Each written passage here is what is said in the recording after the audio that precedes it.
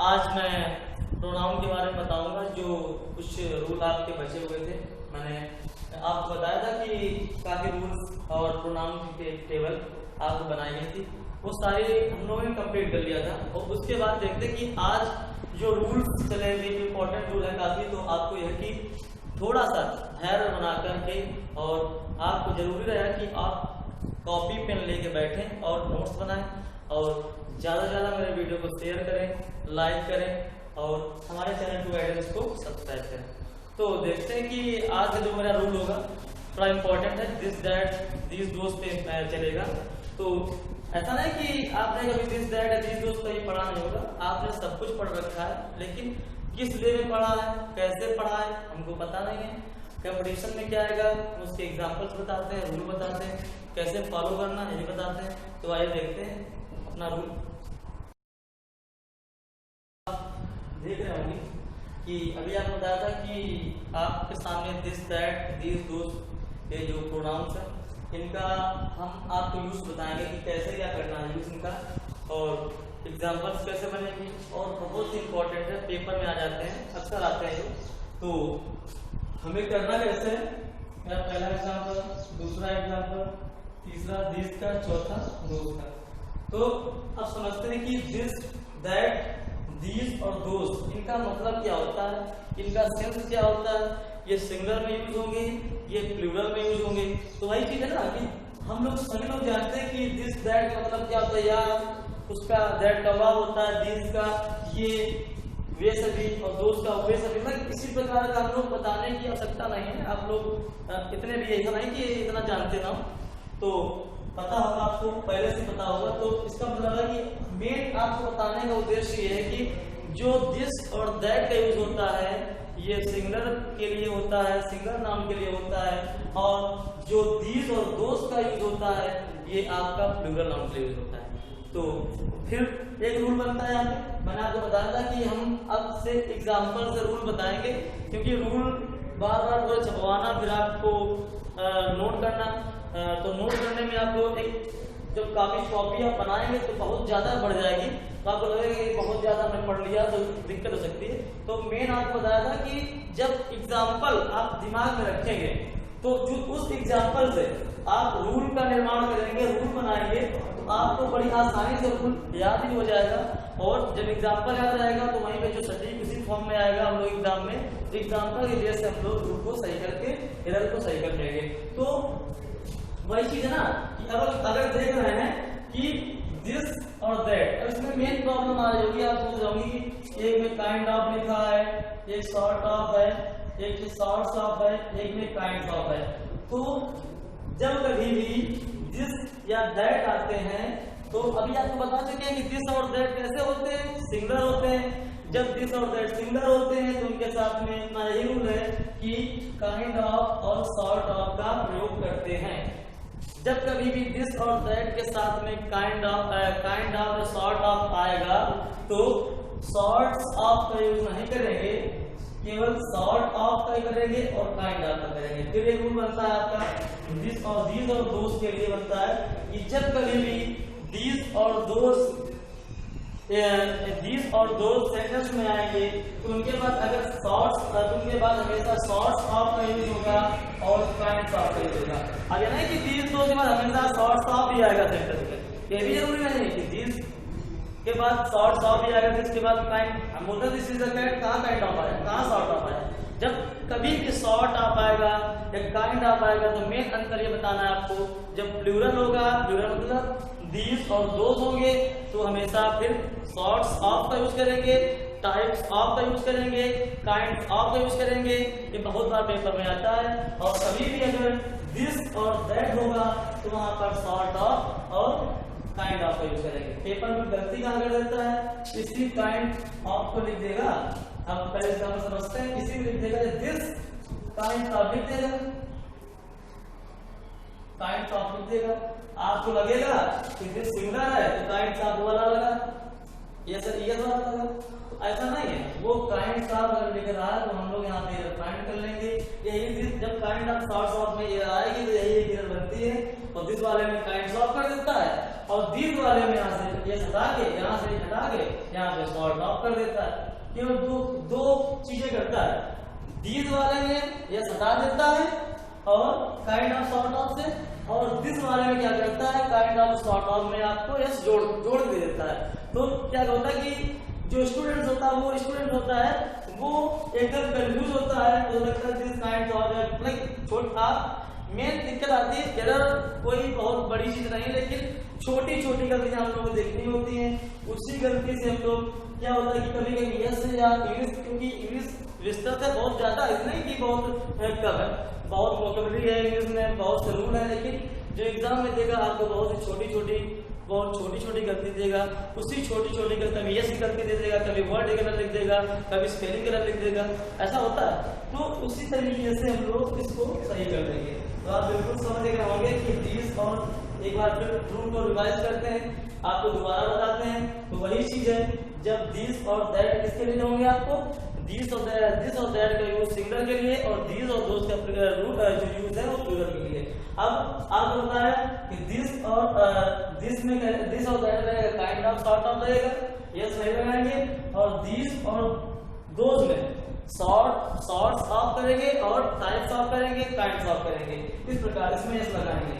तो वही समझते हैं। अब इसका अर्थ समझ लेते हैं कि this kind of shirt is costly, मतलब कि इस प्रकार की जो शर्ट है, इस टाइप की जो शर्ट है, इस प्रकार की कोई शर्ट है, ये कैसी महंगी है, कॉस्टली है। फिर that sort of man is dangerous, तो इस प्रकार का जो आदमी है, एक और इस प्रकार का आदमी बहुत खतरनाक है। इसी प्रकार के सारे सबके अर्थ आप लगा ही लेंगे, इतना कोई कठिन उसमें सेंटेंस नहीं लिखा है, बहुत ही इजी में लिखा है। तो जो केवल रूल है वही रूल को लिखना है, कॉपी पे नोट कर लेना है। बाकी आपको एग्जांपल जो है दिस दैट के, दिस दोस्त के इतना याद रखना है कि दिस दैट सिंगुलर और दिस दो प्लूरल, सॉर्ट्स ऑफ और टाइप्स ऑफ का जो एग्जांपल आपको दिया है, माइंड मेकअप करना बस इतना ही है। और आगे को देखते हैं कैसे क्या होता है। तो आइए फिर दूसरा इसका टाइप देखते हैं। मुझे याद नहीं कि टाइप 6 है या 4 है, जो भी है टाइप है, दूसरा है, तीसरा है, 5 जो भी डालिए। तो देख रहे हैं आपके सामने दो एग्जाम्पल्स मैंने दिए हैं। इसमें एक पे लिखा है this is the same shirt. Shirt क्या है, नाउन है यहाँ पे।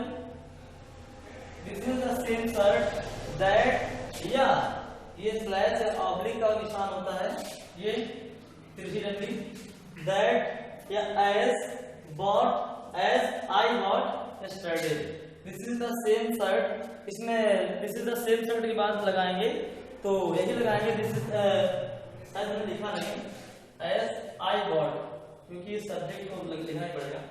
तो this is the same shirt that या एज आई बॉट यस्टरडे। तो वही चीज देख रहे हैं कि एक एग्जांपल आपका ये हो गया, आप देख रहे होंगे एक में दैट या एज दोनों लग सकता है। फिर आपका दूसरा एग्जांपल है this is not the same watch. अब यहाँ पे वॉच भी नाउन है आपका, ये भी नाउन है, ये भी नाउन है। दिस इज द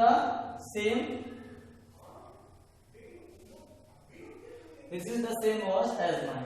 तो आप देख रहे होंगे एक में एज लग रहा है और एक सेंटेंस में आपका एज या दैट दोनों लग रहा है। तो इसी रूल को हमको आपको बताना है कि एज या दैट कब लगा सकते हैं और केवल एज कब लगा सकते हैं। ये एग्जाम में बहुत बार आएगा, मतलब ऐसे कंफ्यूजिंग जो रूल होते हैं वही एग्जाम में पूछे भी जाते हैं, क्योंकि जो इजी है वो तो सभी लोग कर सकते हैं ना। जो चीज थोड़ी सी अप लेवल में होगी, थोड़ी सी कंफ्यूज करने वाली होगी, वही एग्जाम में आने की पॉसिबिलिटी आजकल थोड़ा ज्यादा बन रही है। क्योंकि नॉर्मल चीजें एक दो क्वेश्चन नॉर्मल हो सकते हैं, ऐसी बात है कि पेपर थोड़ा स्टैंडर्ड, पूरा पेपर का स्टैंडर्ड अलग होगा। पेपर में जो आता है कि वो लगभग आपका 40% जो पेपर होता है वो इजी वे में होता है, और जो 60% पेपर होता है वो थोड़ा अप होता है। तो वहीं सिलेक्शन तो 60% से ही होता है ना, 40% तो सभी कर रहे हैं, 50% तो पेपर सभी कर रहे हैं, 50 क्वेश्चन तो सभी कर लेंगे 100 में ना। तो जो सिलेक्शन होगा, तो जब 75-80 के करीब पहुंचेंगे आप, सिलेक्शन तो तभी होगा ना आपका।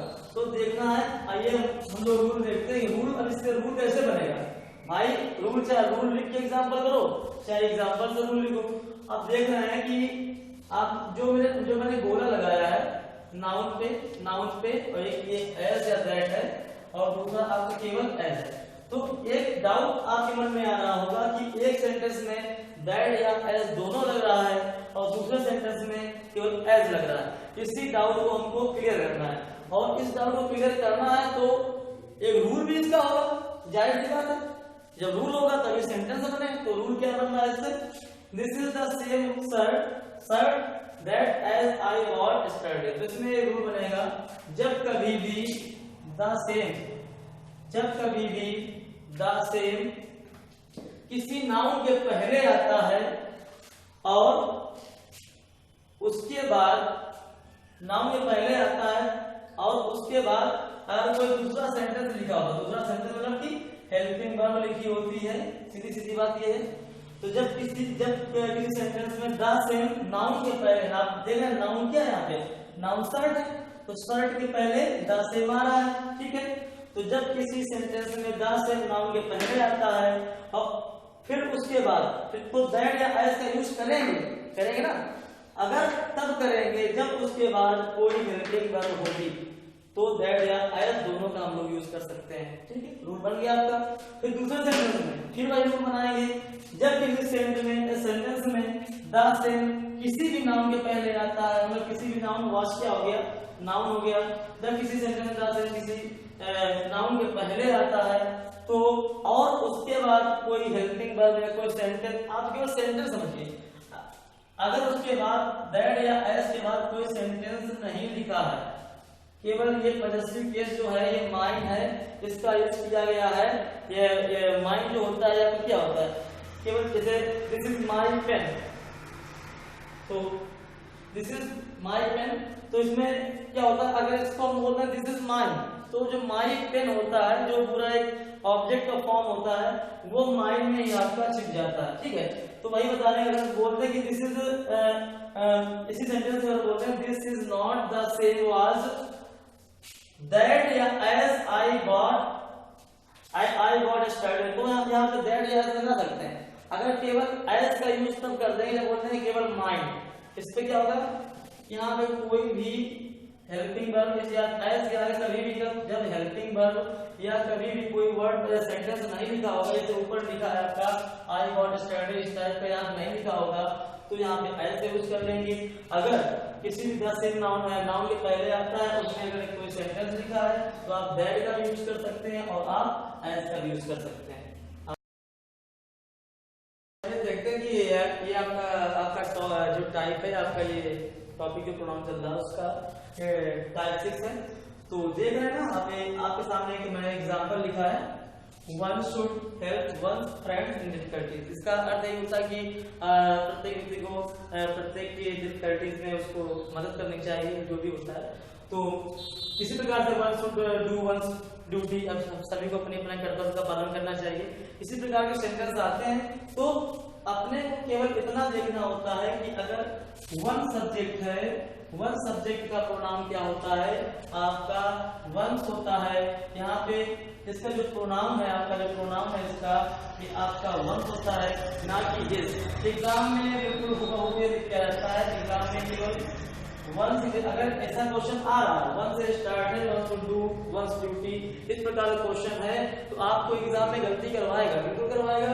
तो गलती क्या करवाएगा वो आपको बताने जा रहा है। वो गलती ये होगी कि वंस ना लिख के अगर प्रोनाउन की गलती करेगा तो बिल्कुल एग्जैक्ट गलती ये कर देगा, वहां पे हिज लिख देता है, जो कि हिज आपका गलत होता है।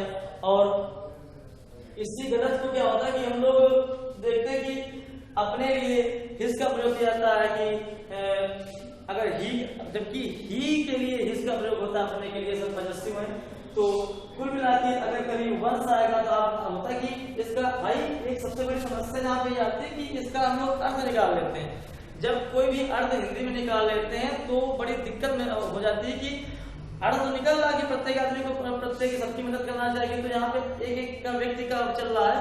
तो कुल मिला के हमको केवल एक चीज देखना है कि वन का प्रोनाउन वंस होता है, तो हम जाहिर सी बात है कि वन का जो प्रोनाउन वंस होता है तो इसका प्रयोग ना करके वंस का ही हम लोग प्रयोग करें। देख रहे थे कि वन के बाद आपको बताया था बार-बार भाई की दिक्कत जो आती है, बहुत बड़ी बेसिक कोर्स में भी मैंने एग्जाम दिया था, क्वालिफाई किया, उसमें भी ये आया था क्वेश्चन। और उसके बाद अगर कहीं भी एग्जाम देखे तो बेसिक बहुत छोटी गलती है ये आ जाता है। तो इसको देखने के बाद एक रूल इसमें और बनता है जो आपको कभी भी कंफ्यूज कर सकता है। ये एक पहला एग्जाम्पल था उनका, आप दूसरा एग्जाम्पल देख रहे हैं, आपने कभी सुना होगा, अच्छी बात है। तो आइए देखते हैं कि if one is ill common, ये पहला क्लॉज हो गया, इसमें दो क्लॉज ज्वाइंट है, यहाँ पे दो सेंटेंस है। He is likely to be impatient, तो कुल मिला के ये आपको ये देखना है या दूसरा एक रूल का निर्माण कर रहा है। पहले आपका रूल समझ में आ गया होगा कि वन के साथ में वंश प्रोनाउन का यूज होता है, और दूसरा आप देख रहे हैं ये रूल कैसे बनेगा। तो ये रूल ऐसे बनेगा जब कभी भी वन किसी भी सेंटेंस में आता है और उस वाक्य में दो क्लॉज हो, अगर दो क्लॉज से कोई सेंटेंस जुड़ा हुआ है और सब्जेक्ट उसका वन है, तो उसकी जो बाद का जो प्रोनाउन होगा वो यहाँ पे क्या था, अपने के लिए वन बोल रहा था। यहाँ पे कोई वन का अपने के लिए नहीं बोल रहा है, यहाँ पे ये बोल रहा है कि अगर वन से कोई सब्जेक्ट स्टार्ट होगा और उसमें आपके दो क्लॉज होंगे कॉमन, दो क्लॉज का मतलब क्या होता है आपको ये दिखाई पड़ रहा होगा कि एक कॉमन लगा है, एक सेंटेंस ये हो गया आपका और एक सेंटेंस आपका ये हो गया। तो यहाँ पे दो क्लॉज बन रहे हैं, तो पहला अगर वन से स्टार्ट है तो दूसरा आपका प्रोनाउन यहाँ पे ही होगा, ही होगा। यहाँ पे अगर वन कर देता है आपका तो वन गलत हो जाएगा। आपको बहुत ही छोटी छोटी चीजें देखनी होती है, और इन्हीं छोटी सी चीज देख देख के छोटी सी गलतियों से हम लोग उभरते हुए एक अगर गलती ना करके तो एक नंबर करके हम लोग बहुत से पेपर में क्वेश्चन को सही कर लेंगे। तो आइए देखते हैं कि वही मेन चीज है, बिल्कुल बहुत सिंपल है। देखना वन के बाद अगर वन से स्टार्ट है, इसका ये रूल हो जाएगा, कॉपी पेपर लिख लीजिए। अगर कोई भी सब्जेक्ट कोई भी वाक्य दो क्लास से जुड़ा सेंटेंस है, तो अगर उसमें वन से स्टार्ट है तो दूसरा जब क्लास का जो सब्जेक्ट होगा वो आपका ही होगा, ना कि वन। वन गलती होती है, उसको हम इधर फाइंड करके ही को सही कर लेंगे। तो आइए देखते हैं अगला टाइप आपका 7 है, डायरेक्ट होगा। तो देखा है कि अगर एग्जाम्पल लिखा आपके सामने, everyone of us should do his duty to the motherland, तो प्रत्येक व्यक्ति को अपने मातृभूमि की सेवा करनी चाहिए, से अर्थ होता है। तो आपको अगर अर्थ पता है या नहीं पता, ये कोई मायने नहीं रखता पेपर में कि आपको अर्थ उसका आना चाहिए। उसमें केवल आपको एयर फाइंड करनी है, जब वोकैब आएगा उसमें उसका मतलब पता होना चाहिए, उससे आप फाइंड करेंगे। और अभी क्या करेंगे कि जब क्लास आपकी ग्रामर की चल रही है तो इसके साथ साथ एक काम करेंगे कि 10 सिनोनिम्स या 10 एंटोनिम्स लगा दिया करेंगे। आखिरी में 30 मिनट का ग्रामर हो जाएगी, आपकी 10 मिनट की वोकैब्स हो जाएगी, तो लगभग 40 मिनट का वीडियो आपके पास पहुंच जाएगा।